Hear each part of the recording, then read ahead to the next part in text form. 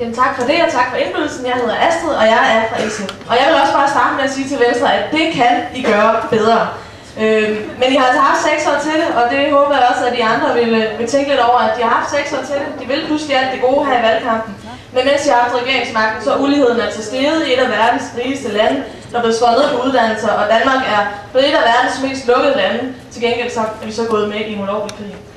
Jeg synes, valget den 13. november er det måske vigtigste valg i Danmark i nyere tid overhovedet, og vi står over for et meget klart valg. Vil vi have 6 år mere af det samme, vi har set de sidste år, eller vil vi have en helt anden vej for Danmark? Jeg synes selvfølgelig, vi skal have en helt anden vej for Danmark, hvor vi sikrer mere velfærd og bedre velfærd, hvor vi sørger for, at kommunerne faktisk har de penge, de skal bruge til også at udføre de helt centrale velfærdsopgaver, der jo ligger i kommunerne, lige fra børnepasning over folkeskole til ældrepleje.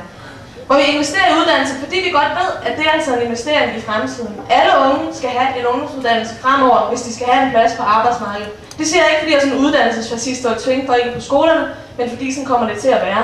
Og så bliver vi altså nødt til at investere i en folkeskole, der får alle børn med, hvis det skal kunne lade sig gøre.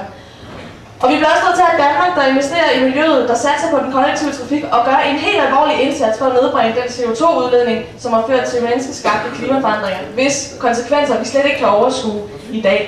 Og så skal vi have et Danmark, der tager sin del af ansvaret i en verden, hvor vi har været til at gå, hvor vi tager vores del af de flygtninge, der er fra en verden, der bliver mindre og mindre fredelig, men hvor vi altså også bakker loyalt op om FN og det internationale system, der er.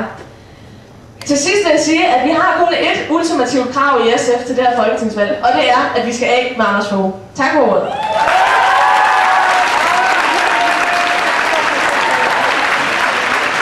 Ja, det vil jeg sige igen.